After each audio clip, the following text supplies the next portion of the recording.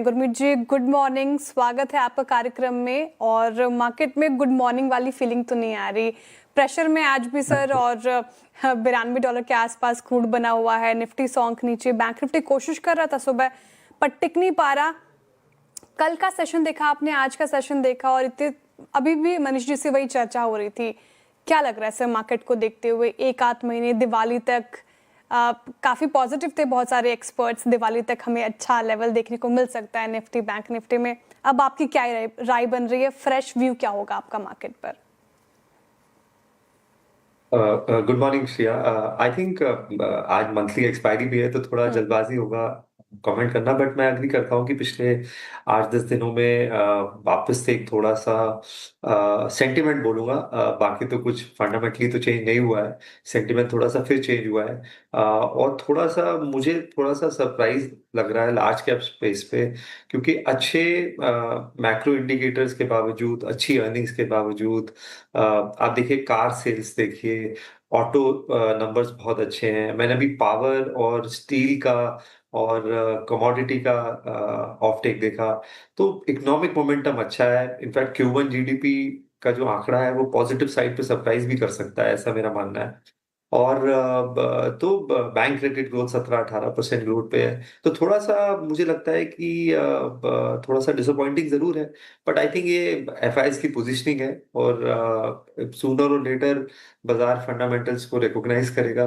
तो थोड़ा patience test हो रहा है इन्वेस्टर्स का, और बाजार ही करता है हमेशा।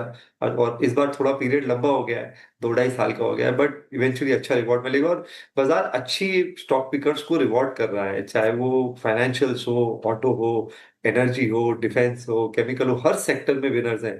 आईटी सेक्टर सर्विसेज में भी, मिड कैप आईटी में आप देखिए कितने विनर्स हैं। तो आई थिंक कुछ समय तक और स्टॉक पिकर्स मार्केट रहेगा, बट मेरा ये मानना है, और ये मैंने पहले भी बोला है, सेकेंड हाफ इस साल का काफी बेहतर होने वाला है। और मुझे ऐसा लगता है कि बाजार रिवॉर्ड करेगा जो 2-2.5 साल का जिन भी इन्वेस्टर्स ने पेशेंस दिखाया है। ठीक है सर, उम्मीद की किरण तो आपके बातों से लग रही है। अच्छा, टेलीकॉम स्पेसेस में वोडाफोन आइडिया अगर आप देखें, आज 4% ऊपर है सर, वायदा का गेनर बना हुआ है। लेकिन भारतीय एयरटेल चलने का नाम नहीं ले रहा अच्छी खबरों के बावजूद। टेलीकॉम स्पेस में अब क्या वोडाफोन आइडिया एक अच्छा बेट हो सकता है? नहीं, मैं तो नहीं बेट करूंगा वोडाफोन आइडिया पे, क्योंकि अभी भी हम्म। नेगेटिव नेटवर्थ है, 2.25 लाख करोड़ का डेट है, और आरपू में सिग्निफिकेंट जंप आना पड़ेगा वोडाफोन को वापस वायबल होने के लिए।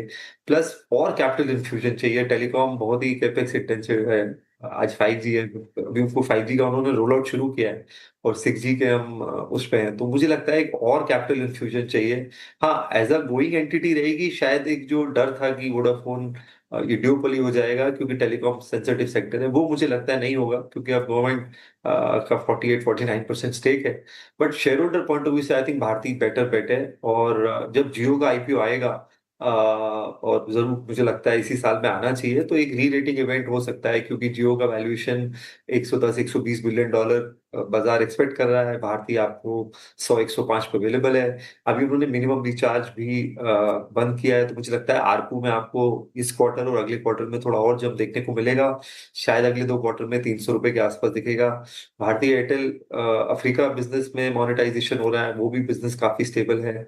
एंटरप्राइज मोबिलिटी सारा बिजनेस अच्छा कर रहा है, तो मेरे हिसाब से एक one of the best large cap है इंडेक्स में। अगर आपके कोर पोर्टफोलियो में होना चाहिए, तो हम तो कोई भी वीकनेस आएगी तो भारतीय में ऐड करेंगे।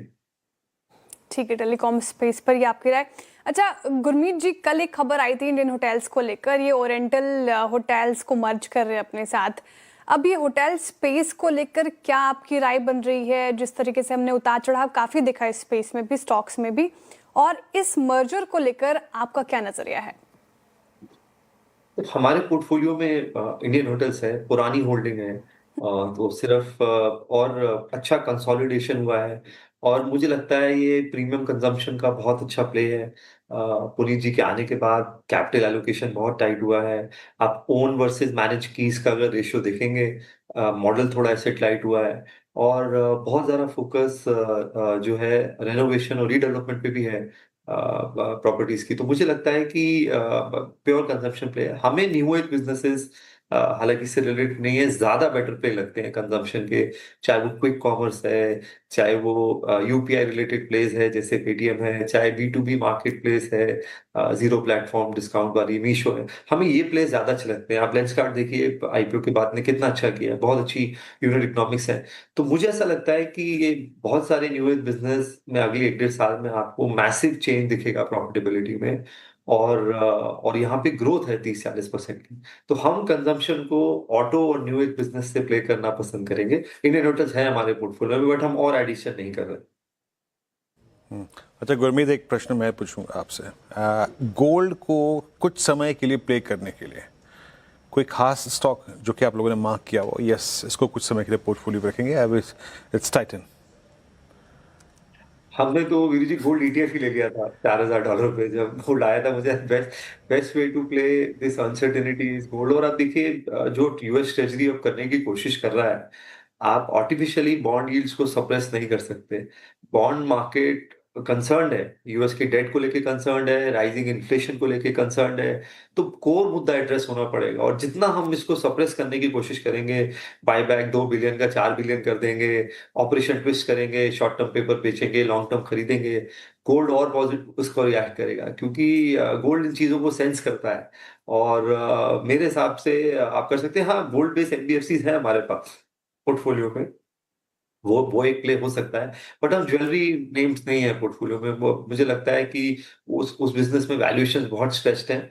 और अगर फेस्टिव सीजन के आसपास अगर हमें लगा कि ट्रेंड्स देख के कि कंजम्पशन पैटर्न बदल रहा है, मूवमेंट अच्छी है, तो हम शायद लें। बट ऐसे जैसे मैंने बोला, मैं कंजम्पशन को ऑटो और न्यू एज बिजनेसेस से खेलूंगा।